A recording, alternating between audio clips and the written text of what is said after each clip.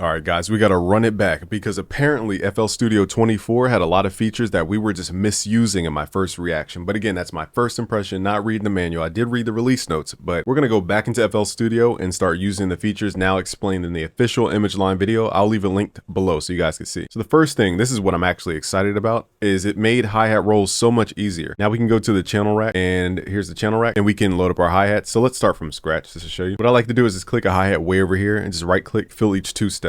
So now you can go to this thing called the graph editor, go to where it says repeat, and we can quickly add hi-hat rolls. So let's say we want 1, 2, so like a roll right here, we can just grab this slider and slide it up for more chops.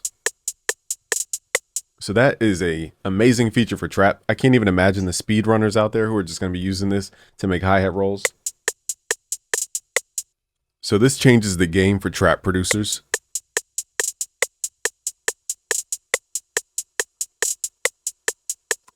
Okay, because now we can create rolls super fast. Before it would take like 5 steps to do it.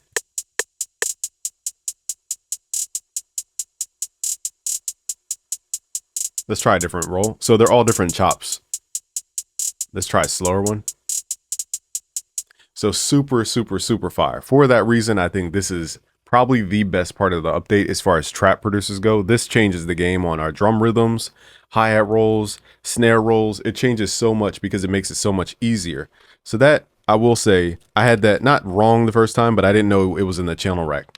So the second thing they kind of made me aware to was the chord progression tool. Let's load up Hercules. So here's a new technique. If you guys like to do it this way, I don't do it this way, but you could right click this plus icon, type the word you want. Let's open up Hercules, which is at herculesplugin.com. I'll leave a link below to my plugin. I just made this. It has over 340 sounds in it.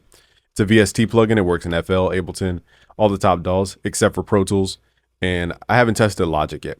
Okay, so let's load up the Drake keys. And now we're going to try out the chord progression tool. Now, something that's nuanced that I did not know is apparently you can draw out something. Let's draw like a simple melody, for example. And let's do AE.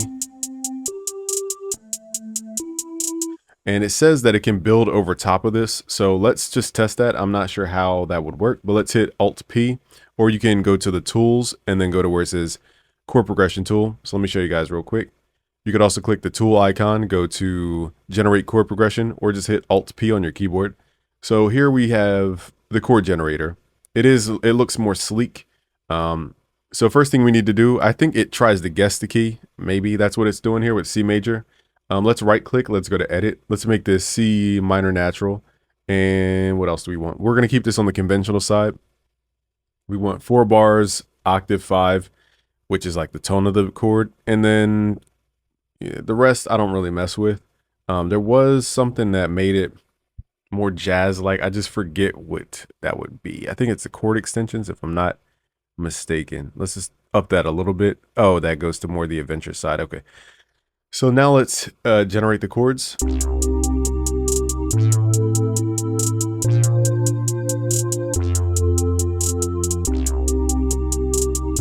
I kind of like it, but it needs a revoicing. So let's right click. Let's go to the second chord and let's try some of these commands here. We can invert the chord. We could change the voicing. This I do like. I wish it had more settings, but again, I'm not trying to nitpick. But over time, I'm pretty sure they're going to add more voicing options, like maybe raise third, or different styles like drop voicing for R&B. So we'll see. But let's go to open voicing.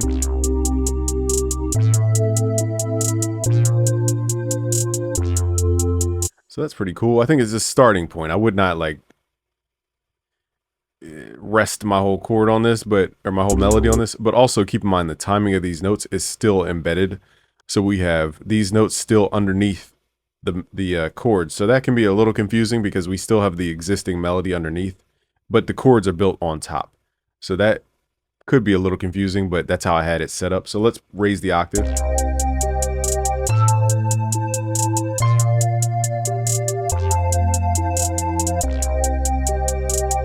Let's change this bass.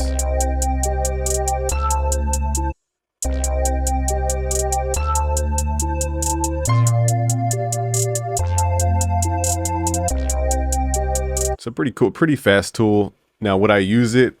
I mean, maybe, but I'd rather play stuff by hand. maybe I'm trying to think of a suggestion I could give to create positive feedback for this. Maybe for the chord progression tool, have like preset moods, maybe to where people click on the mood and then it pulls out the mood, something like that. I think the interface is a little complicated for a beginner who is most likely to use this function. I'm not criticizing it. I just think it could be simplified a little bit more. All right, so that's the chord progression tool. It can build over top of your melody, apparently. We'll try that maybe tonight.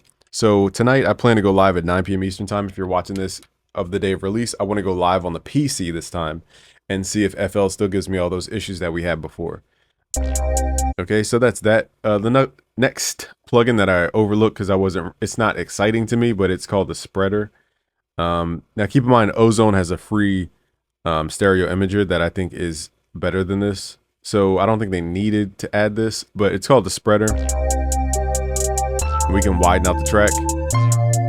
So this creates separation. So if you have a slim sound, you can start to separate the actual sound. Let's test if that's true. Let's pull our keys to mono in the mixer here. Let's pull this to mono and let's see if it actually spreads sound. So separation doesn't do what I thought it would do. Let's try the spread knob. Is this even on? No, it's not even on. Okay, that's why. Let's do this again. Okay, so separation takes a mono sound and can make it bigger. That's what that means. Okay, and then spread just makes a stereo sound wider. Actually, I'm staying corrected. Okay, spread does the same.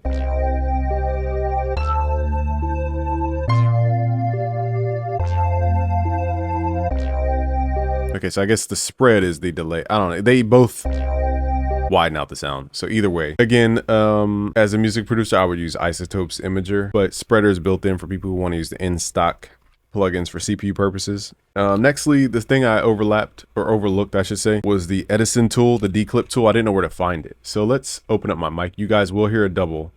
Actually, let's just switch. Let's use the new declip function in Edison. Open up Edison, go to the tools, then go to where it says clean up denoise, and at the bottom you can click the declipper, but you have to download this if you guys don't have it.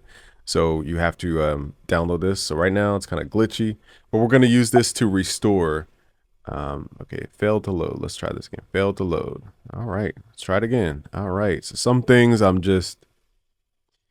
we're on Mac, keep in mind, so we'll try that on PC later tonight, but right now that just failed. I'm not even going to edit that out because you guys saw exactly what just happened. Okay, nextly, we're going to go to the browser. Now, they say you could sort via key and like the loop and all that type of stuff, but that's only in the FL Cloud that I found that. So at the bottom here, we have the BPM, we have the key, etc., etc. So that's not included in the traditional browser. So it's a little, I mean, I can't say misleading, but I thought that was an update to the browser, but apparently that's just the FL Cloud. Maybe there's a setting we have to turn on, but right now it's not obvious how to turn that on, if that's even possible. Okay, so that's another ding. Okay, so what I was doing before to duplicate, to create a new pattern, we're gonna hit Shift V, left click, just drag it over and then let it go. It's supposed to create a new pattern. So this does work. I don't know what happened last time when I tried that. It was not working.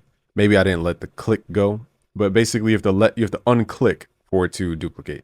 So I'm hitting Shift V, dragging it over and then let the click go, and then it will duplicate that pattern. So I was incorrect on my first reaction there. So again, the Edison thing didn't work on my Mac. I downloaded the component and the module. It doesn't work. We use Spreader. We use the browser. It's not on the main browser. We use the chord progression tool. Nothing crazy. And then we use the note repeat. Now that's my favorite feature so far. The note repeat.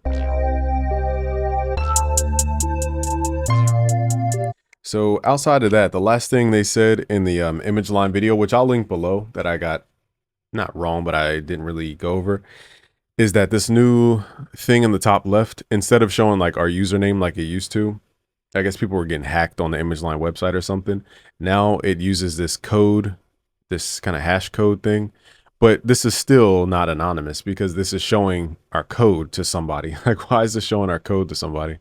So for this purposes, they say it's for privacy, and I'm like, how's this private, putting a code on the front panel so that every video has it? In my opinion, I think they're using this to track down people, to see if they're pirating, or to track down people who are legit, because it makes no sense to have this there outside of maybe in customers, like what argument could we make for that to say customer support? I'm not believing that it's privacy because it's clearly not private with it being plastered on the front. It's kind of like a plugin that puts your email right on the front of the plugin. It's like, or put your name on the plugin. It's like, why are they doing that? Okay, so that I think is a little misleading. Nothing exciting. As you guys can see, everything I missed wasn't like a game changer thing, except for the note repeat. That was a game changer. But let me know what you guys still think after my first reaction video. I'm going to link the ImageLine official release, and I want you guys to give me your true honest feelings below. This is not a filtered community, so you guys can leave any comments you want to let us know, and then let ImageLine know like how you guys actually feel about this, and them calling it FL24, which makes it seem like a whole new product. All right, so let me know what you guys think in the comments below. Subscribe if you're new. Peace.